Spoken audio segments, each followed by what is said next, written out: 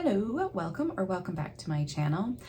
This is just gonna be a quick reading update. I have not gotten a lot done in the past week or so. Yes, buddy. Sorry, my cat. Mostly because I'm reading David Copperfield and it's a beast of a book.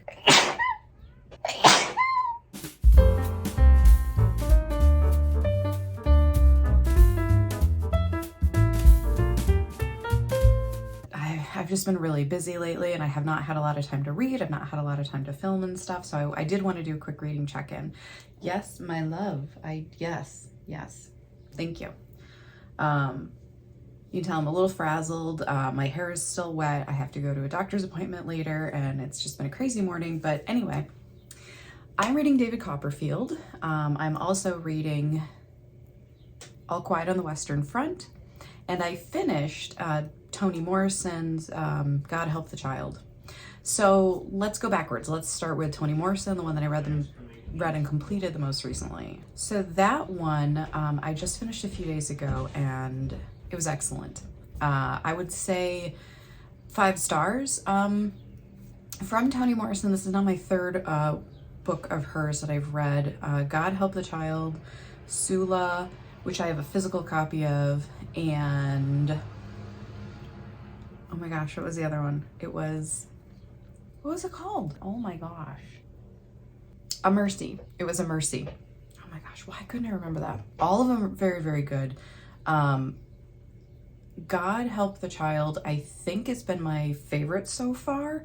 What I love about her works is that she explores identity and trauma and identity formed out of trauma, but she does it in a way where it's not trauma dumps, it's not trauma porn, and the focus isn't the trauma itself and how much it messes up a person necessarily, but she weaves these stories and the trauma of their lives and the experiences of their lives in a very natural way, which I feel like is incredibly realistic. Like, yes, trauma messes people up, no doubt, but it isn't somebody's entire identity. And she has these really full characters that she creates that have had traumatic things happen to them, and that, yes, informs a good part of their life or their personality or their life experience, but they never feel like caricatures of trauma. I don't know how to describe it better than that. Hopefully for a wrap up or something, I can figure out how to word it better. But, you know, people that maybe you have had traumatic experiences, but that you can look at somebody, you can know them for years, you can be best friends with them, and you can never know about trauma that they've suffered because they choose to keep it to themselves and they choose not to let it become their identity. And it does not mean that it hasn't affected them. It doesn't mean that they wouldn't benefit from therapy and an exploration of, how that's impacted them. But that's what's so incredible. What are they, just tearing up trees? I think they're chopping up trees. That's what makes these characters so realistic, but you get that inside view of somebody. And with God Help the Child, it focuses on many different children, the main character's childhood, into adulthood, the children that she encounters, and how trauma affected her decisions, which then impacted other lives.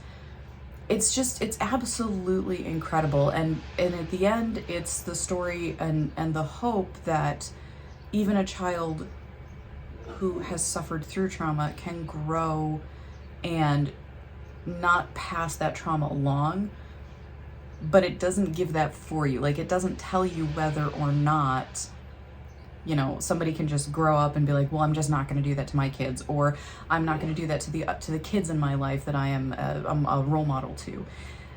But it explores that idea of, is that possible? Fantastic. 5 stars. It was the most modern set book that I've read of hers so far. And I think maybe that's partly why I was able to connect with it so much, is because it felt incredibly real. And these characters that she creates are so incredibly real and so incredibly full. These are people with full lives and thoughts and emotions and experiences of their own. And I think she does a phenomenal job of it. So that I finished. All Quiet on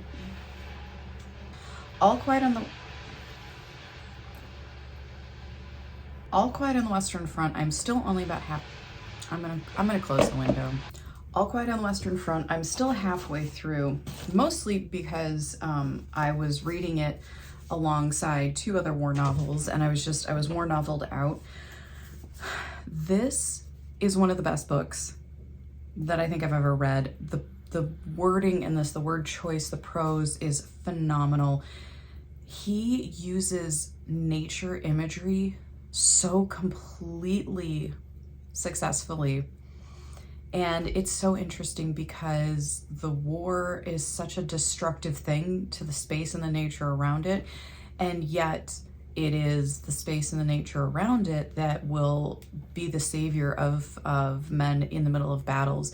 He talks about the earth being a protector where, a shell comes flying overhead and they dive to the ground, and a mound of dirt no more than 10 inches tall could mean the difference between life and death, and how the earth will encompass them and protect them. Just really, really beautiful nature imagery. But one of the most powerful lines of this book, he talks about, he talks about so many things. It's not just about war. It's about how war steals the entire identity of young men. They are growing up, they're teenagers, they're just starting to identify who they are as a person, what they want to be, and then they get sucked up into the war. And it's so different for somebody who goes at the end of their teenage years into war versus somebody who's in their 30s or 40s. They have families, they're already a full person. They have their identity, but the war takes that from young men, possibly along with obviously taking their life. But who are these people when they come out of the war? They haven't had time to figure that out, and now they've been defined by war. And so he talks about not only the death of the soldiers in the war, but what could happen or what will happen when the war ends and these men get out of the war, they go home. And this I know, all these things that now, while we are still in the war, sink down in us like a stone, after the war shall waken again, and then shall begin the disentanglement of life and death.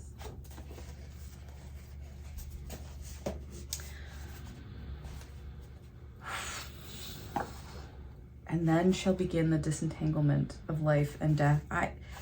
This book is filled with just the most beautiful language and such a love for the people that they've served with, their brothers in arms, because that's a natural occurrence in war, but also that they genuinely like each other, and these bonds that they form, and then in an instant one of them is gone, or 2 of them are gone, or 3 of them are gone, and it's incredible, and it is such an anti-war sentiment. I really didn't know what to expect with what was going to be the theme and the messaging in this.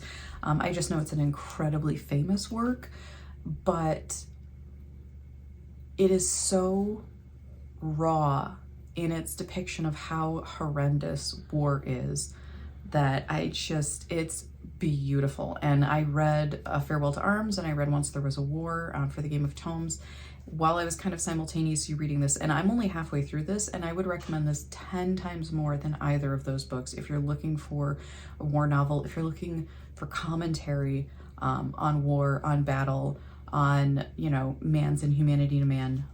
This is gorgeous and powerful and super easy to read. So I'm absolutely loving this, but I want to try to finish it by the end of the month. It is the 21st. I don't know how that's going to go because I'm also reading book number 3, David Copperfield.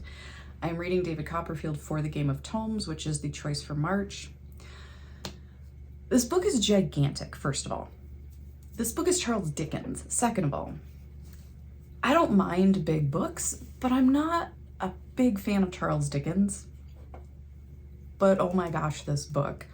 I am loving it. It is easily 4 stars.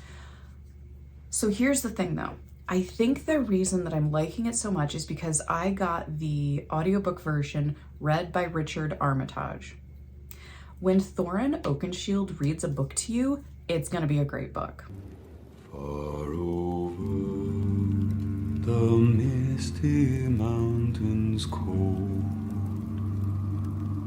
to dungeons deep and caverns old.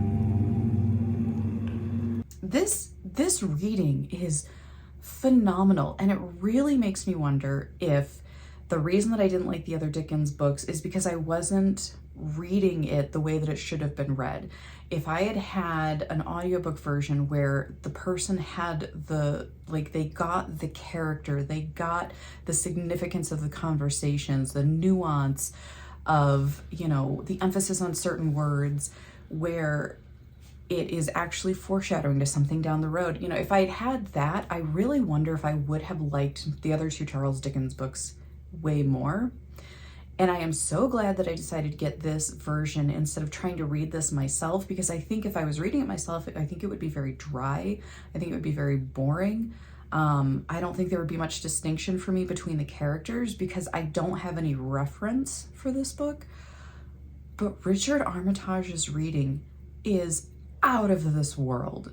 He does a different voice for all of the characters. You can identify which character he is portraying just by hearing his voice. If you didn't hear, so-and-so said this. The emphasis that he puts in the conversations, the way he reads the dialogue, oh my gosh, it is amazing. I absolutely love it. It is outstanding. Oh my God. So I have his version. I got it on Audible. I don't remember it charging me a credit, which is really weird. So I don't know if it was free on Audible, but I don't remember it charging me a credit. But I'm also listening to this on 1x speed. I'm listening to a 30+ hour audiobook on 1x speed because I'm getting that much enjoyment out of it. And his 1x speed is like a natural pace.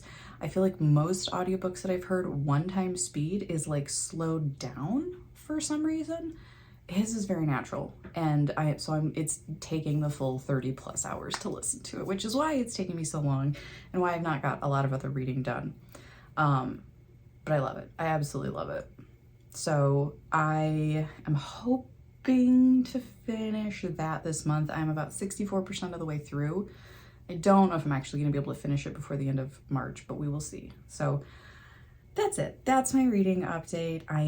I've really enjoyed all 3 books that I'm getting through this month, and I'm hoping that I will at least have completed 3 books by the end of the month, which is crazy because I've been going at such a breakneck speed on audiobooks and things for so many months now that I think last month I only read 7, and to me that didn't feel like a lot in comparison to what I've done in the previous months. Whereas before I started this whole journey on my channel, if I read 3 books a month, that was massive to me. That was huge. If I read 1 book a month, I was happy. So anyway, yeah, that's my update. I gotta get going. I gotta get my hair dried, and I gotta get to my doctor's appointment. So thank you for following up with me. I will check in with you guys later.